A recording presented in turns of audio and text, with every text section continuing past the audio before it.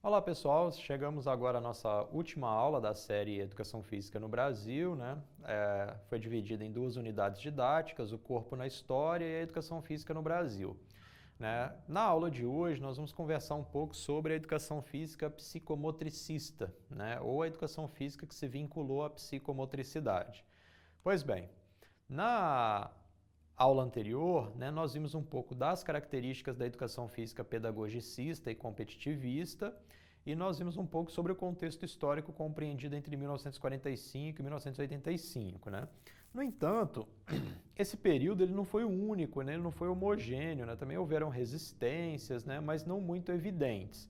Né? Mas uma resistência que se deu à forma como a educação física competitivista se manifestava, se deu justamente a partir de dentro da escola. Né?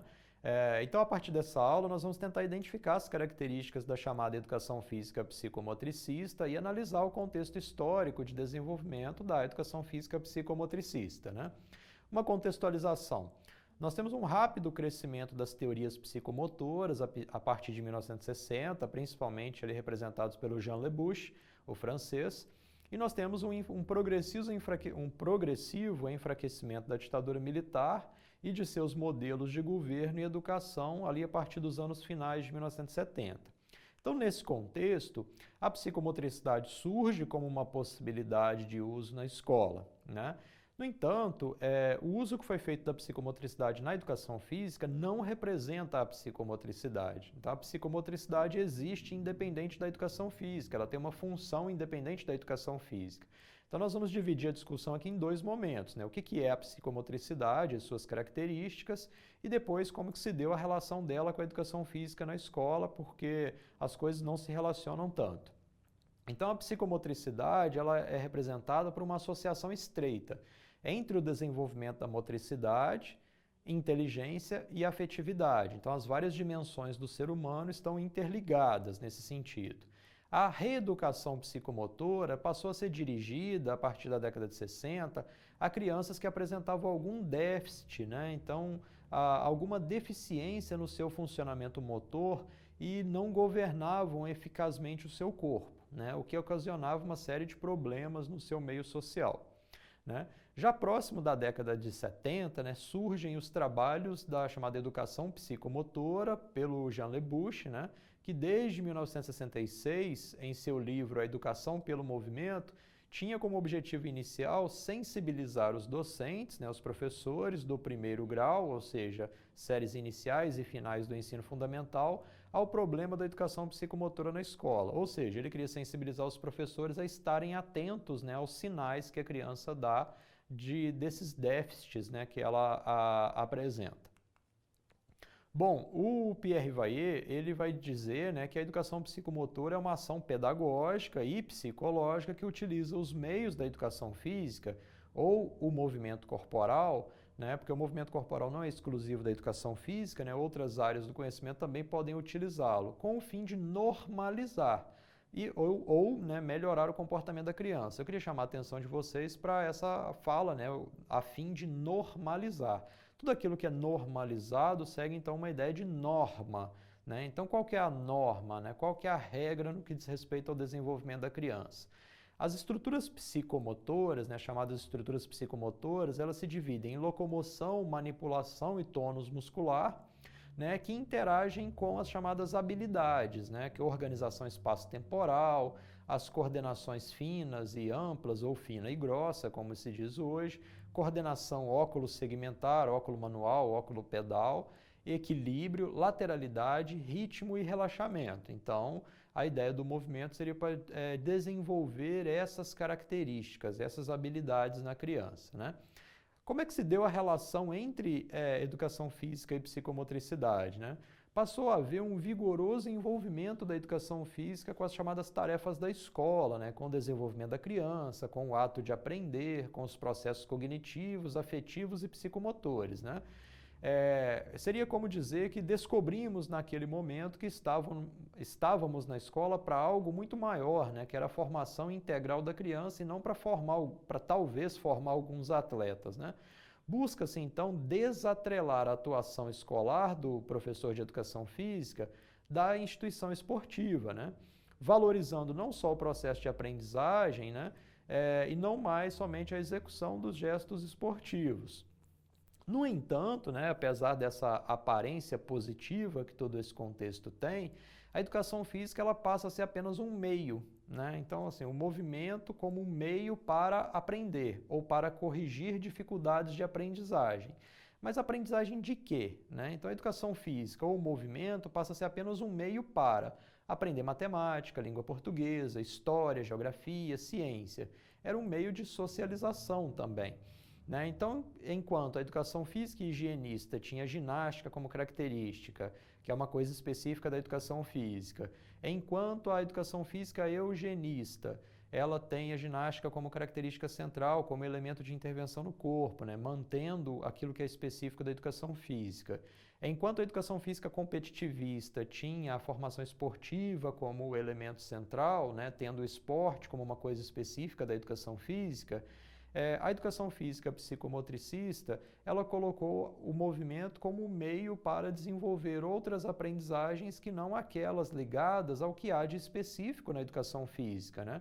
Então foi o início, né, de um abandono do que era específico da educação física. A gente vai dizer então que a educação física, ela perde a sua especificidade, porque o objetivo passa a ser não mais desenvolver um conhecimento sobre o corpo ou sobre as práticas corporais, mas era utilizar o corpo, utilizar o movimento e as práticas corporais para aprender outras coisas consideradas mais importantes pela escola. Nesse caso, português, matemática, história, geografia e ciências.